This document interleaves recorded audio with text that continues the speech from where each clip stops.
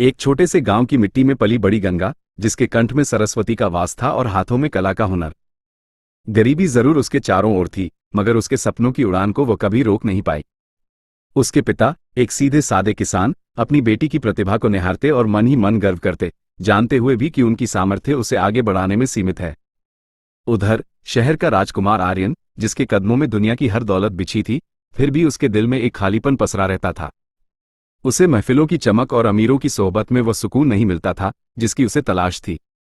उसके पिता, राव साहब, एक कठोर और महत्वाकांक्षी व्यक्ति, अपने बेटे के लिए ऊंचे सपने संजोए थे, खानदानी विरासत को संभालना और अपने ही स्तर के घराने में शादी करना। और फिर किस्मत ने एक मोड़ लिया। आर्यन अपने दोस्तों के साथ गांव के नजदीक एक फार्म हाउस पर छुट्टियां मनाने आया। शहर के शोर से दूर गांव की शांति और हरियाली ने उसके मन को एक अजीब सी राहत दी। यहीं खेतों के बीच अपनी मधुर आवाज में गाती हुई गंगा से उसकी पहली मुलाकात हुई। उस आवाज में एक दर्द था, एक सच्चाई थी, जिसने आर्यन के दिल की गहराइयों को छू लिया। गंगा की सादगी और उसकी आंखों में चमकती आत्मविश्वास की किरण ने उसे अपनी ओर खींच लिया। गंगा, आर्यन के शहरी तौर तरीकों और उसके अमीर होने से थोड़ी असहज जरूर हुई, लेकिन उसकी बातों में छिपी विनम्रता और खुलेपन ने धीरे धीरे उसका डर मिटा दिया। उनकी मुलाकातों का सिलसिला चल पड़ा। गांव की पगडंडियों पर, खेतों की मेड़ों पर वे एक दूसरे की दुनिया में झांकने लगे। आर्यन ने गंगा को किताबों के पन्ने दिखाए, शहर की भागदौड़ के बारे में बताया, और गंगा ने उसे गांव की मिट्टी की सौंधी खुशबू, लोकगीतों की मिठास और रिश्तों की अटूट डोर से परिचित कराया। धीरे धीरे उनके दिलों में प्यार की एक ऐसी डोर बंध गई जिसने अमीरी और गरीबी के बीच के सारे फासलों को बेमानी कर दिया। आर्यन ने गंगा के सामने अपने प्यार का इजहार किया, और गंगा, जिसने कभी सपने में भी ऐसा नहीं सोचा था, उसकी ईमानदारी और गहरे प्यार में बह गई।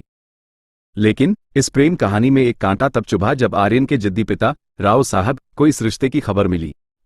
उन्हें यह विचार ही नागवार गुजरा कि उनके खानदान का वारिस एक गरीब गांव की लड़की पर अपना दिल हार बैठे। उन्हें लगा कि गंगा सिर्फ उनके बेटे के पैसे और रुतबे की लालची है। उन्होंने आर्यन को सख्त लहजे में गंगा से दूर रहने का हुक्म सुना दिया। पर राव साहब के गुस्से की आग के पीछे एक अतीत का धुंधला सा साया भी छिपा था, एक पुराना राज जो इस रिश्ते को और भी उलझा सकता था। राव साहब ने गुप्त रूप से गंगा के परिवार की छानबीन करवाई। उन्हें पता चला कि गंगा के पिता का कभी उनके परिवार के साथ एक जमीन को लेकर कड़वा विवाद हुआ था, जिसने दोनों परिवारों को गहरा घाव दिया था।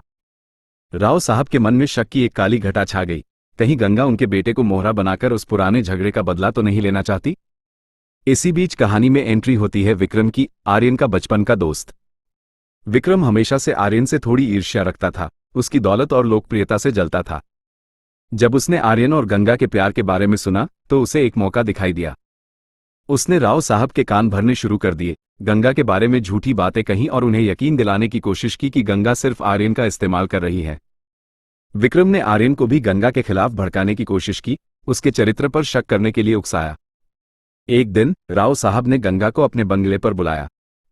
उन्होंने उसे धमकाया और आर्यन की जिंदगी से हमेशा के लिए चले जाने के बदले में ढेर सारे पैसे की पेशकश की। गंगा, जिसका प्यार आर्यन के लिए सच्चा और गहरा था, इस अपमान से अंदर तक टूट गई। उसने फैसला किया कि वह आर्यन को सब कुछ सच बताएगी, लेकिन उससे पहले उसे अपने घर की एक पुरानी संदूकची में अपनी मां की एक डायरी मिली। उस डायरी के पन्ने पलटते ही एक ऐसा चौंकाने वाला रहस्य सामने आया जिसने गंगा के पैरों तले जमीन खिसका दी। उसकी मां कभी कॉलेज के दिनों में राव साहब की करीबी दोस्त थी, और उनके बीच एक ऐसा रिश्ता था जो एक दुखद मोड़ पर खत्म हुआ था।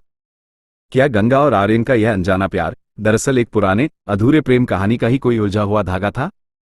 अब कहानी एक पेचीदा मोड़ पर आ खड़ी हुई थी। आर्यन अपने प्यार और अपने परिवार की इज्जत के बीच बुरी तरह फंस गया था। गंगा को न सिर्फ समाज के ताने और राव साहब के गुस्से का सामना करना पड़ रहा था, बल्कि उसे अपने परिवार के अतीत के दबे हुए राजों का भी सामना करना पड़ रहा था। और विक्रम अपनी चालों से इस आग में घी डालने का काम कर रहा था।